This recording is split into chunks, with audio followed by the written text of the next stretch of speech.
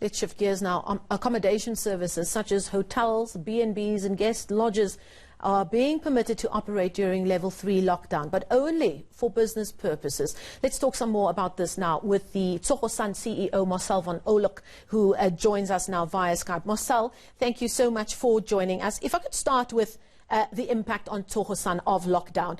You gave a presentation of your business for the year-end results just this past Friday as a JSE listed hotel giant, as it were, here in South Africa. And one could simply say there really is blood on the floor in the tourism industry. Talk to us about the impact on Tsogosan. We're talking about a 1.2 billion rand loss for this year alone. Is that all as a result of the lockdown that I believe we started feeling the effect of in February already? Yeah, it's fair to say most of that loss is directly related to COVID. Our year end is 31 March, and you've got to do all your impairment testing on your assets and so on. And what you saw in the last half of March was just a total emptying out of the business, and then a shutdown of 103 hotels or so in 3 days. And then as part of our year-end process, we have to go through our projections for future cash flows, etc. And the net of all of that is that our asset base had to be written down by 1.2 billion. If there wasn't COVID, we wouldn't have had that write-down. You've always got some sort of adjustment to market every year, but nothing like that. And that's a clear indication of this financial year going forward is going to be very, very poor, and we see impacts into the next financial year. So it is very, very hard hit as a sector.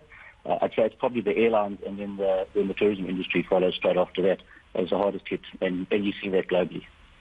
Now, you employ over 4,000 permanent staff, a further 6,500 temporary or casual staff. As a result of the impact of lockdown, you had to close down many of your hotels. Is there the hope that the relaxed regulations, even though it's just for business travel, is going to help you save some parts of your business at least? Yes, I think it is. So what we did in April and May so far is we obviously had to go into minimizing our cash burn. So we shut the whole business down. We had some operations running for quarantine and isolation, and tourists still had to be repatriated and so on, but it was pretty minimal. And essentially we brought the business down to a minimum cash burn, and no business can last long-term without revenue. So what we're hoping here is that as we open this, we're able to absorb those cash losses and at least get to a point where in the foreseeable future we are cash neutral. So we won't be making any profits this year, but if we can stop losing money, then that gives you a bit of hope as to how you can come out of this. We are well funded. I mean, we've had very good discussions with our banks and they've been enormously supportive, but you can't borrow money that you have no plan on how to pay back. They'd just be completely reckless. So you've got to see some sort of runway or some light that you can say there is a plan. At least by September, we hope we could be cash positive. If it's October, that's okay, but at least within this period. And this opening of business travel is a fundamentally important first step because it starts to get movement going. Just essential services and quarantine is not enough to keep a group like ours going. But we hope this is the first step of many to come that will ultimately allow normalization. So just like the airline industry, it's very much going to be a phased approach to getting the wheels turning for your hotels.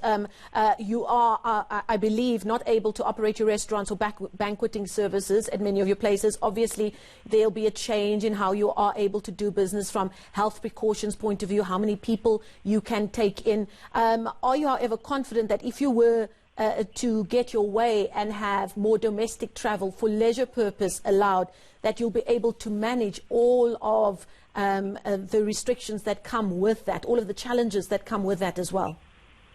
Yeah, so we've been very integral in writing the protocols for the industry and understanding what we can do to minimize risk and so on around travel.